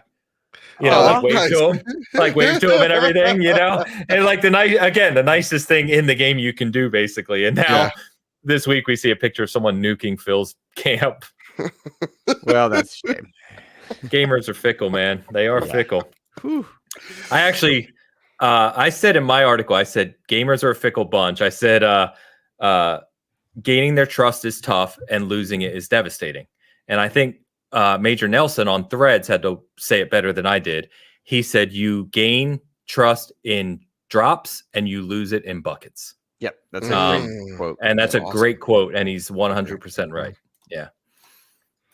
So what is studies? If we don't answer I can't put it on the screen, but you can read it, Luke. Okay, I'm gonna go back. So this is the Lord Sir Master James study. He says, we are now 1 month away from the Xbox showcase. With the recent black eye around Xbox cutting studios, do we think this is a coordinated move? Basically, Xbox takes a black eye for a month, then relies on a showcase to change the narrative. Obviously, the showcase generates a ton of hype, but is it strong enough this year to put the studios that were closed in the rear view while keeping the audience positive about the future of Xbox? That is absolutely a coordinated move. And I'm not saying like today was coordinated because like Feel the Burn controller comes out, but you always put your bad news out and allow your good news to be the most recent thing if you can avoid it. So I do think it was coordinated. Yeah, 100%. And you're right. We're a fickle bunch. We're not going to care. Once we see how awesome Gears 6 looks, like I'm going to be playing it. You know what I mean? Like I don't care. Once they drop the Phoenix collection, whatever, I'm there day one. You know, like as much as I think Indie's going to probably be a dud, I'm there day one. I love Indie. It's probably, guys. We're old as shit. It's probably. It means a lot to us. It doesn't mean a lot to. I don't care what it means. I don't care what it means to anyone else. I just hope it's a good game. No, I'm getting crucified in my own chats. Where have you been, man? Why? XEP, I say this all the time. I don't think it breaks 2 million sales at all. Maybe 1 million. And people are like, Luke, you're the worst. It's going to have 7 million players, maybe 1 million sales. The movie, didn't the movie lose like $200 million at the box office? Like, no one cares about Indiana Jones. Like in the levels we're talking about, I'm gonna play it. I'm excited for it. I'm not rooting against it. But come on, y'all. Come on. Yeah, no. So we're fickle. It will not matter. We say it matters now. Like I could say I'm not excited for the showcase, but once they show me Banjo, I'm like, I'll the kid inside me will awaken, and I'll be happy again, whole again. So. Yeah. It's absolutely coordinated. We have short memories, in that sense, in the terms of excitement, not in terms of ever letting you forget something. But I think it's definitely coordinated. Luke said at the top of the show, which I agreed with, which is, they're doing this now for a reason. You've got Hellblade 2 in 2 weeks. You've got the showcase 3 weeks after that, less than 3 weeks after that. Like, you've got to get this news out now. You got to deal with it. You got to take your black eye, and then you got to move on. And you better be ready to deliver. And on Gears 6, I will just say that one of the studios that doesn't get enough credit for the work they do is Coalition. Yep. They are Unreal Engine experts over there. I think Gears 6 is going to be an absolute showcase of a title. And if it is not a showcase of a title, there should be some hell to pay. Because I'll say right now, and we've talked about it way too many times here, but Gear 6 needs to deliver on all fronts, and I hope they do not launch with a bare bones multiplayer suite. Please don't do that. I'm begging you. Yeah. Yep. Also, to just put it out there as well. And I'll throw like a question over to you guys too, because I was gonna ask this on the trophy room. I also don't believe that like throwing their games later on PlayStation or other platforms hurts Xbox. I don't think that's the game anymore, and I think people really have to stop on that talk, right? Like they really have to. Luke, all right, audio listeners, every time you go, oh, Joe may not be into it this week's episode. Luke is putting a little Godzilla toy at the bottom and just running across his screen. It's the most goddamn distracting thing I've ever goddamn. No wonder why you and Sean, Sean split ways with you. You're unbearable. You're unbearable. I'd fire you if I could. You son of a bitch. It's been so much fun. He can't help himself. He cannot help himself. Ever since, because my friend reminded me of the Megazord episode where I was building it. And so since then, I've just had this plan that this whole episode, I was just going to run this guy whenever you talked. You know what? Next time I'm going to bring a goddamn fidget spinner, spin it in front of you. All right. But it's not the game that we're in anymore. I say it all the time. You're going to see like more PlayStation games sooner on PC. Like all that stuff's coming to a reality. The exclusives we thought that super like really mattered don't as much anymore. And this is the PlayStation guy saying it. So I'm just saying I'm saying that because I really want Gears of War on my DualSense so bad, guys. So bad. By the way, I don't appreciate Dan. And I definitely don't appreciate Eric. Leave Banjo alone. I will. They're both right. I will smack you both in the eye. Crash is better than Crash Bandicoot's better than Banjo? Yes. What are you talking about? Are you stupid? I know you're ugly. But you're stupid too. Joe, well, see, you're like Eric's age, so I'm glad that you understand. But Banjo was a fake 3D platformer. Or Crash was, excuse me. And I love the Crash games. Don't get me wrong. I grew up with them, love them, but they are not on the level of Banjo. Stop it. I think mascot power is what I was talking about. Shut up, Lesser Dustin. Shut your mouth. There's no way. Oh man, that got me. That was pretty good. Joe, if you make me a name tag that says Lesser Destin, I will make sure Luke wears it when we're in LA. Please. Or put it on the lower third of his goddamn screen. See how he likes it.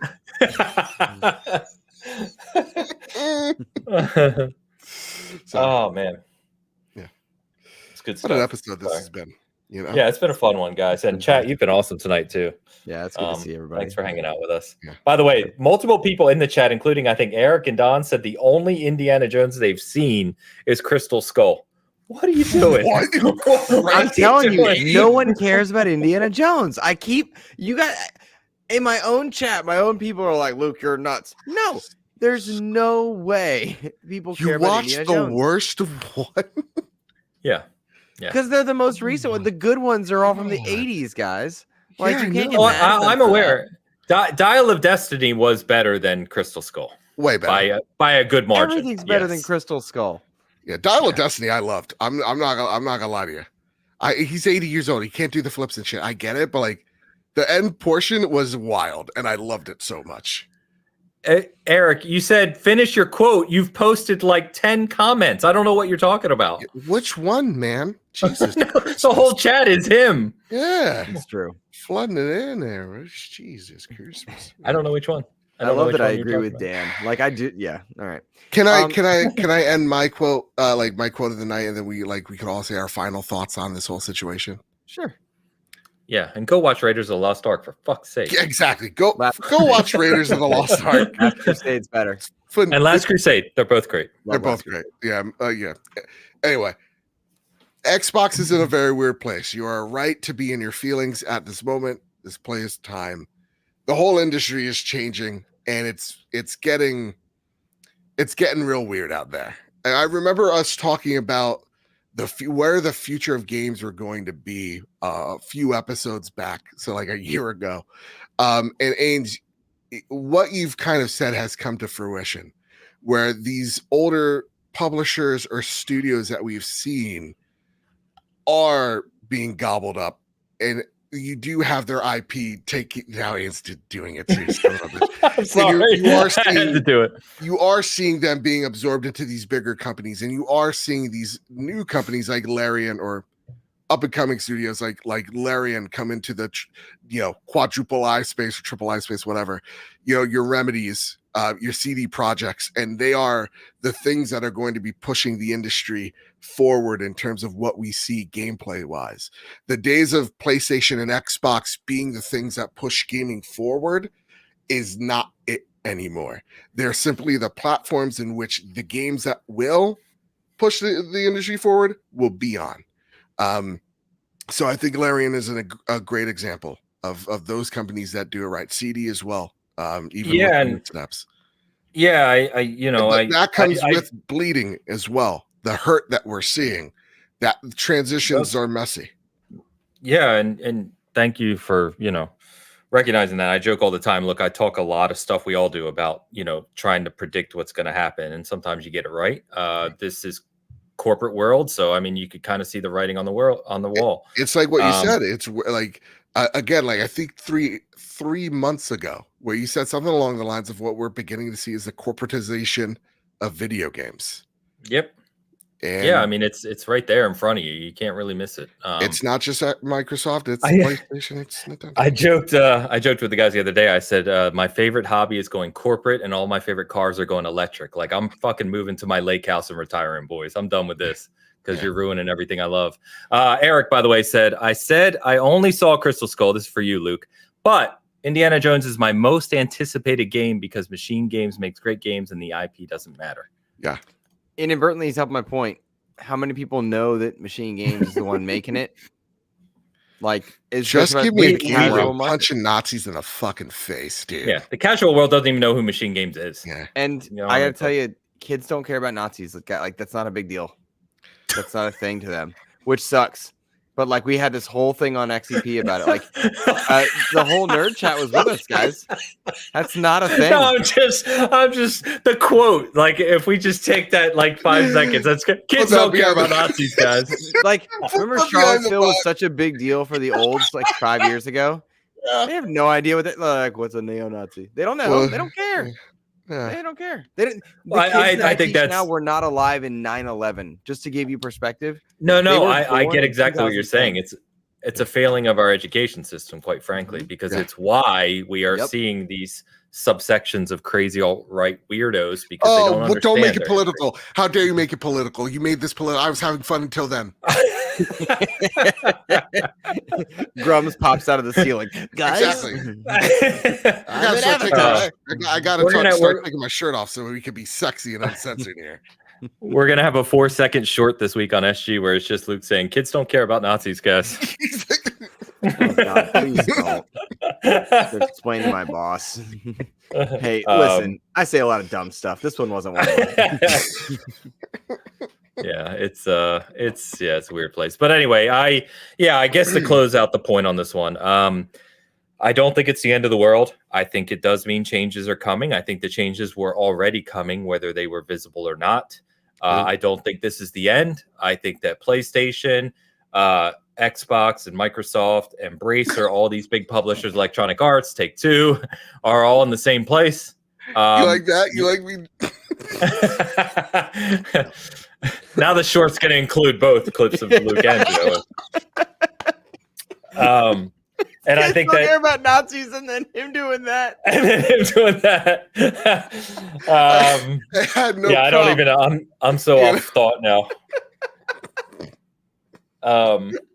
But yeah, anyway, what I was trying to say is this is not the end. Right. It's not the end for Xbox. It's not the end of these things happening. Play your games, enjoy them, hope for the best. That's all you can do. Yeah, that is getting clipped. That's so good. Live. That's so good. Oh man, for audio listeners, I was doing the jerk off motion. So, hey, let's emphatically. Let's have a little cast co-op bet. Does Gears of War Collection get announced? And if so, is it on PlayStation? Yes. Oh man, you put the second sentence on it. It's like, ooh. Yeah, it's a double. It's a 2-for-1. Gears of War Collection. I think the remake. You get like a remake. I think you get one. I don't think you get three. Like I think you get one, but not all three. I think what they do is a stagger release for those remasters. Well, one's already been remade. Have you seen PlayStation's remade the same game 16 times? Okay, so that is less relevant than it once was. Okay, so let's phrase it this way, right? Forget you're getting into the specifics. Do we get a Gears remake of some sort, and does that land on PlayStation? Yes. It does not land on PlayStation yet. I don't think they put anything day and date on PlayStation for a little while longer. Okay, that's not already there, I should say. So right, potentially, but not day and date. Joe, you saying day and date, or are you saying in the future? I'll say day and date because I want it day and date. I hope it's day and date. Okay. I also think you get Starfield. I think PlayStation fans get Starfield. No, Tina Amini asked that C-suite executive directly. Oh shit! They have never lied to us, Joe. That's true. I think you get PlayStation Starfield, Shattered Space, or a little bit after, maybe like early 2025, which is fine. Yeah, that's fine, no problem. But there's probably another 4 coming, guys. Hopefully, Hi-Fi Rush does well on the Switch, and then Tango can make the sequel. That is what should have happened. Yeah, they should have had a little bit more time. Yep. It would have done so good on the Switch, team. I bet you Nintendo, that was probably their plan, and Nintendo was like, we got to delay because the such and such chip isn't strong enough. We didn't even talk about the Nintendo news this week that they confirmed the Switch 2 just in a tweet. That it's, I love when they tweet. It's like, this is Miyamoto speaking. I know. I give a shit. This is for Akawa. Direct next month. Switch 2 coming soon. Talk to you later. Thanks. Peace. And then they post their earnings report. We're the most profitable we've ever been. It's like, what the cigar and glue. Nintendo's wild, man. Mm-hmm. And then today they come out and they're like, "Oh, we're doubling down on physical games. Like physical games, we feel should be sold just as much as digital, and we want players to buy games how they want to buy them." I'm like, "Am I becoming a Nintendo fan? What is happening right now? What's going on? If they put achievements or trophies or stars, whatever they're going to call them, game over." I'm curious if that's a good way to go because these iPad kids don't care about physical. I'm curious. Like we just talked about how the iPad kids work magic at 3 years old. They don't want a cartridge. What's a cartridge? They can't even pick up a controller. I think it's more of like for the parents, So it's like you don't have the card on there, so it gives the parents the option. I think that was their point. The exact quote was like, "Digital did grow and is growing, but we still see physical as important because we have players that want to buy them." And I'm like, "Well, that's nice. That's nice." I don't even get Hellblade 2 physical. I literally cannot buy Hellblade 2. And again, it makes me. I think the only worry at the end of the day for Microsoft, for me, is like what is success for these companies? What does success look like for them? Because seeing the lack of anything for Hellblade, and then Aaron the last 2 days trying to justify his position, it does worry me for that game. And I know historically marketing's never really been there for Xbox, but I digress. Pampa, I will buy the same damn game as many times as I will please. Thank you. Yeah. Says the guy who spent like $3,000 on Infinite.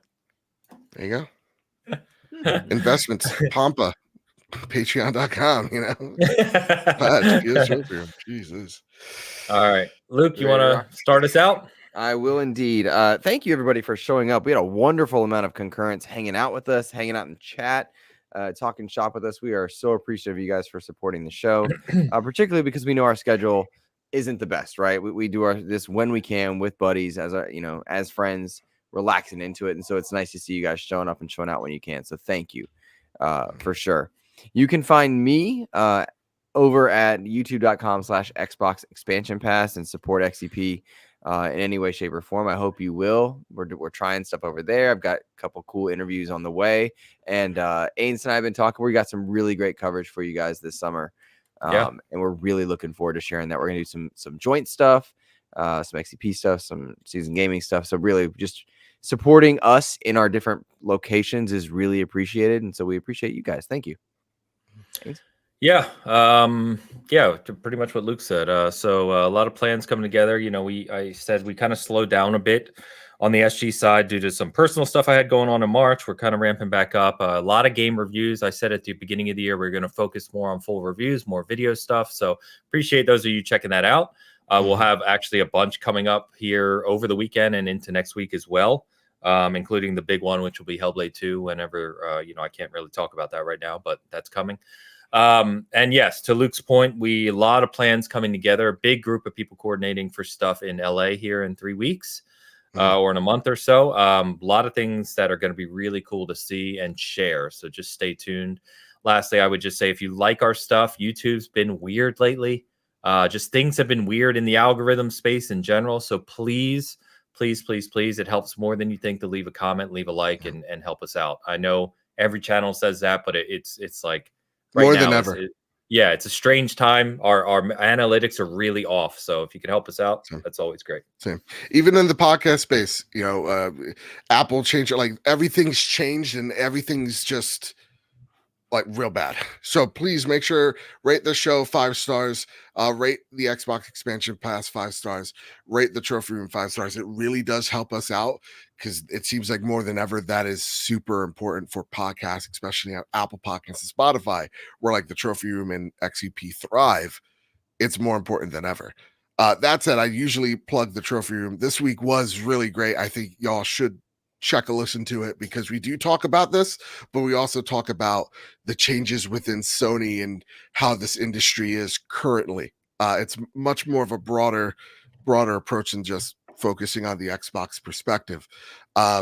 That said, though, I'm actually gonna spotlight, and I can't believe I'm saying this. No, I'm not being paid, and no, there's not a gun off screen. I'm gonna shout out, I'm gonna shout out Luke on this, so please keep that. Luke's sorry, I pulled up his stock photo. I'm sorry. Yeah, let me get back on live. That's his IMDb page. I do want to shout out Luke because, honest to goodness, the last few weeks, truth be told, been really rough for me, and I've been taking a lot of risks, doing a whole bunch of stuff in the personal life, and I've kind of had to make the tough decision as a creator. I'm doing the trophy room. I can't put all of myself in the trophy room. I have to put way more stuff into real life stuff, health stuff, and seeing Luke experiment and do different things with his show and even explore, not just like YouTube shorts, but seeing him go live the other day and have like 50 plus people in that chat, at least what I saw, was awesome to see and inspiring. And it's been so long as a creator that I've been inspired. So Luke, I love you, bud.